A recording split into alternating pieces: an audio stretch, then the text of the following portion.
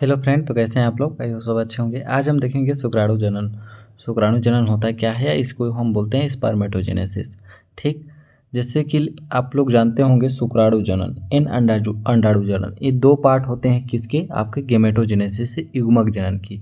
युग्मक मतलब होता है जाइगोट निर्माण की। ठीक, तो उसमें एक आता है आपका शुक्राणु जनन, दूसरा होता है आपका अंडाणु जनन। अंडाणु जनन का मतलब होता है कि यदि अंडा से ओवरी से यदि अंडाशय का निर्माण हो रहा है किसी फीमेल बॉडी में, तो उसको हम अंडाणु जनन करेंगे। यदि शुक्राणु का निर्माण हो रहा है किसी मेल बॉडी में, मेल या पुरुष जाति प्रजाति में, कहाँ होता है आपका शुक्राणु का निर्माण? टेस्टिस में, आपकी वृषण जो होता है हम लोग का। ठीक, जो भी फीमेल मेल बॉडी का जो वृषण होता है उससे आपका क्या होता है? स्पर्म का निर्माण होता है, शुक्राणु का निर्माण, उसी को हम क्या बोलते हैं? शुक्राणु जनन कहते हैं। ठीक, इसके बहुत सारे टाइप्स होते हैं कि कैसे निर्माण हुआ, उसको हम अब यहाँ पर अच्छे से देखेंगे। तो चलिए हम आगे देखते हैं। यहाँ पर देख रहे हैं शुक्राणु जनन, इसी को बोलते हैं स्पर्मेटोजेनेसिस। तो क्या बोलता है कि वृषण की शुक्र जनन नलिका की जनन कोशिकाएं अर्धसूत्री विभाजन के द्वारा, क्या बोल रहा, जो आपके टेस्टिस होते हैं, वृषण होते हैं, उसके शुक्र जनन नलिका की जनन कोशिकाएं, जो जनन कोशिकाएं होती हैं वो क्या करते हैं? अर्धसूत्री विभाजन के द्वारा, इसको याद रखिएगा ना, अर्धसूत्री विभाजन के द्वारा शुक्राणुओं का निर्माण करती है। इस क्रिया को शुक्राणु जनन कहते हैं। जनन स्तर की सभी कोशिकाओं में शुक्राणु जनन की क्षमता पाई जाती है, इतना तो याद होगा। जो भी जनन स्तर की कोशिकाएं होती है मेल बॉडी में, उसकी सभी कोशिकाओं में शुक्राणु जनन की क्षमता पाई जाती है, लेकिन इनमें से कुछ कोशिकाएं ही शुक्राणु जनन करती हैं। जो कुछ कोशिकाएं होती हैं वही आपके शुक्राणु का निर्माण करती हैं। जो कोशिकाएं शुक्राणु जनन करती हैं उसे प्राइमरी जनन कोशिका या प्राइमरी जर्म सेल कहते हैं। ठीक, आदि इन कोशिकाओं को शुक्राणु जनन के 2 चरणों में कंप्लीट होती है। फर्स्ट चरण क्या होता है आपका? स्पर्मेटिड का फॉर्मेशन। जो आपके स्पर्म होते हैं उसका फॉर्मेशन कैसे होता है? ठीक, उसका फॉर्मेशन कैसे होता है, तो उसको हम चलिए एक डायग्राम के माध्यम से देखते हैं, तो और अच्छी तरीके से समझ में आएगा। जैसे वो डायग्राम यहाँ पर से, ठीक, फर्स्ट में जो जनन कोशिकाएं जो होती है आपके, जो जनन कोशिकाएं होती हैं किसी भी आपके फीमेल बॉडी में, जो शुक्राणु का निर्माण करते हैं, जनन कोशिका सबसे फर्स्ट में आपके स्पर्मेटोगोनियम का निर्माण करती है। स्पर्मेटोगोनियम, ये आपका यहाँ पर जो डिवीजन होता है स्पर्मेटोगोनियम 2 पार्ट में टूट जाता है। कौन से? आपका मिटोसिस। मिटोसिस को हम बोलते हैं समसूत्री विभाजन के द्वारा। ठीक, अभी हम लोग का स्टार्टिंग जो डिवीजन होता है, विभाजन होता है, समसूत्री होता है। इसके बाद जैसे यहाँ 2n है तो यहाँ भी 2n, यहाँ भी 2n कोशिका बनी। ठीक, इसके बाद देन ये आगे एक 2 जो स्पर्मेटोगोनिया होती है, ये आपके जो, इसी को हम यहाँ पर लिखते हैं, यहाँ पर। ठीक, कहाँ लिखे हम लोग? यहाँ पर लिखे हैं। तो ये क्या करता है, इसको हम क्या बोलते हैं? Primary spermatocytes. अभी पढ़ेंगे ना उसमें और अच्छी तरीके से आपको क्लियर हो जाएगा। तो इसको हम बोलते हैं प्राइमरी स्पर्मेटोसाइट। ठीक, ये क्या करता है आपका? अर्धसूत्री विभाजन करता है आगे की ओर के लिए। क्या करता है आपका? अर्धसूत्री विभाजन, जिसको हम बोलते हैं मियोसिस। मियोसिस का मतलब होता है अर्धसूत्री। जैसे यहाँ पर देखिए 2n है तो एक n यहाँ, एक n यहाँ, जैसे 2n, ऐसे भी लिख सकते हैं 2n को, n + n बराबर 2n।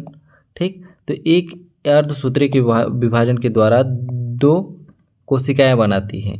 ठीक, 2 आपकी स्पर्मेटोसाइट बनाती है, जिसको यदि प्राइमरी स्पर्मेटोसाइट से आपका 2 कोशिकाएं मियोसिस डिवीजन करके बनाती है, उसको हम क्या बोलते हैं? सेकेंडरी स्पर्मेटोसाइट कहते हैं। देन यही प्रक्रिया होती है इन दोनों के आगे। यहाँ भी आपका 2 डिवीजन हुआ, अर्धसूत्री विभाजन। ठीक, अर्धसूत्री विभाजन।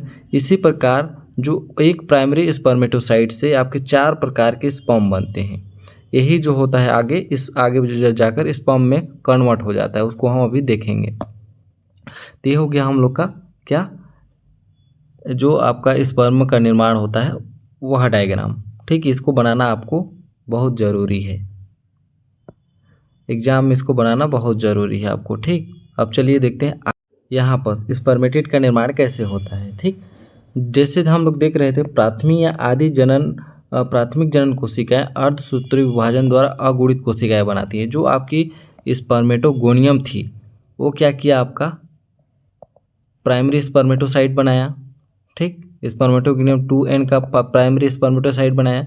इसके बाद ये जो 2n था आपका क्या कर किया, अर्धसूत्री विभाजन किया। सबसे फर्स्ट में तो आपका समसूत्री विभाजन होगा, ठीक। उसके बाद आपका क्या होता है, अर्धसूत्री विभाजन। तो अगुणित कोशिकाएं, अगुणित का मतलब होता है सिंगल सिंगल कोशिकाएं बनाती है, जिन्हें हम स्पर्मेटिड कहते हैं। देखिए ना हम लोग स्पर्मेटिड किसे कहते हैं, जैसे समझिएगा यहाँ पर हम लोग का क्या था, 2n करके स्पर्मेटोगोनियम था।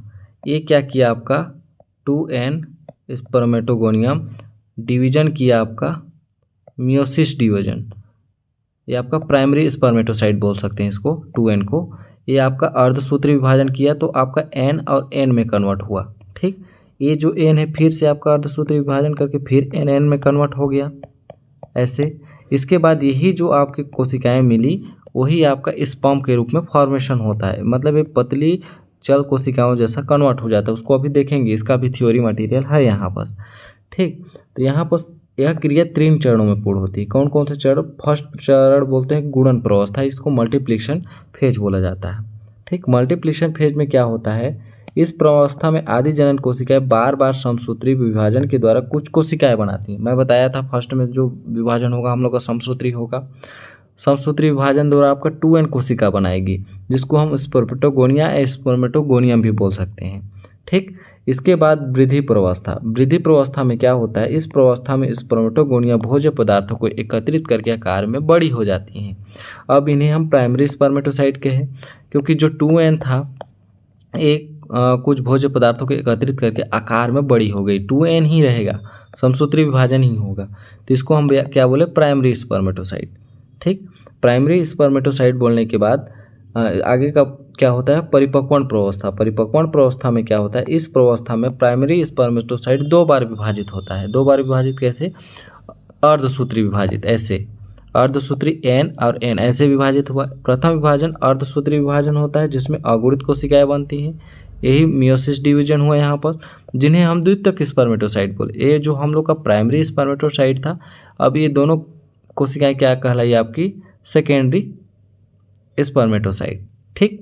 कुछ समय बाद द्वितीयक परिपक्वण विभाजन होता है। इसके बाद कुछ समय बाद फिर से इसका आपका अर्धसूत्री विभाजन होगा ऐसे, इसका भी दो भागों में टूट जाएगा। अर्धसूत्री विभाजन होता है, परिपक्वण विभाजन होता है, जिसके बाद बनी कोशिकाओं को हम स्पर्मेटिड कहते हैं। इसके बाद हाँ, इस कोशिका को हम क्या बोलेंगे, स्पर्मेटिड। अभी ये स्पर्म का रूप नहीं लिया है, अभी ये क्या है, स्पर्मेटिड है। इस परिपक्वण प्रवस्था में पूर्ण होने तक आदि जनन कोशिकाओं के 4 अगुणित स्पर्मेटिड बनते हैं। 4 अगुणित स्पर्मेटिड, देखिए 1 2 3 4। ये आपके अगुणित क्यों बोले, क्योंकि यहाँ पर मियोसिस डिवीजन हुआ, आपका अर्धसूत्री विभाजन हुआ है, ठीक। इसके बाद जो स्पर्मेटिड मिला हम लोग को 4 प्रकार का, ये आपका स्पर्म के रूप में कैसे कन्वर्ट होता है, ऐसे आपका स्पर्म होता है। सपोज कीजिएगा इधर उधर बन जा रहा, ये जैसे आपका स्पर्म इस प्रकार शंक्वाकार होता है, ठीक। तो इसका इस टाइप में कन्वर्जन कैसे होता है, तो उसका कन्वर्जन क्या होता है यहाँ से देखते हैं। स्पर्मेटिड का कायांतरण, तो यहाँ से देखते हैं। तो इस अवस्था में जो गोलाकार स्पर्मेटिड है, कुछ अचानक हुए परिवर्तनों के फलस्वरूप पूर्ण विकसित चल शुक्राणुओं में परिवर्तित हो जाते हैं। जो गोलाकार स्पर्मेटिड थे, कुछ परिवर्तन, ऐसा परिवर्तन होता है कि ये क्या होते हैं, चलने लायक कोशिका में कन्वर्ट हो जाते हैं, शुक्राणुओं में परिवर्तित हो जाते हैं। इस अवस्था को स्पर्मेटिड की लंबाई में बढ़ता है और इसका सेंट्रोसोम 2 सेंट्रियोल्स में बढ़ जाता है, ठीक। इसमें एक केंद्रक, इसके सामने मतलब यहाँ पर आपका एक्रोसोम होगा, एक केंद्रक होता है, नीचे केंद्रक की ओर होता है। तो इसमें से एक केंद्रक थोड़ा दूर चला जाता है, पहले को समीपस्थ प्रोक्सिमल तथा दूसरे को दूरस्थ डिस्टल कहते हैं, ठीक। दूरस्थ के शुक्राणुओं में कशाभिका के विकास के लिए अक्षय तंतु अक्षय फिलामेंट निकालते हैं, अक्षय तंतु फिलामेंट निकलते हैं यहाँ पर, ठीक ऐसे। तो शुक्राणु में कशाभिका अर्थात पूंछ का निर्माण करते हैं। स्पर्मेटिड के सभी माइटोकांड्रिया दूरस्थ, यहाँ पर आपका माइटोकांड्रिया पाया जाता है, उसको अभी मैं बताऊंगा। जिसको चारों तरफ समेकित होकर अक्षय तंतुओं एक आवरण बना लेते हैं, जो शुक्राणु को ऊर्जा प्रदान करते हैं। जो शुक्राणु होता है फीमेल का, उसको चलने में आगे कौन मदद करता है, उसको एनर्जी कहाँ से मिलती है आपको, यहाँ पर एक माइटोकांड्रिया होता है, उसको अभी देखेंगे। तो ये हो गया हम लोग का पूरा स्पर्मेटोजेनेसिस, या फिर बोल सकते हैं शुक्राणु जनन की पूरी कथा, ठीक। इसको आप लिख लीजिएगा अच्छे से याद कर लीजिएगा, आपके एग्जाम के लिए बहुत हेल्पफुल रहेगा एंड मोस्ट इम्पोर्टेंट होता है बायोलॉजी 12th के लिए। ठीक, अब देख लेते हैं इसका डायग्राम।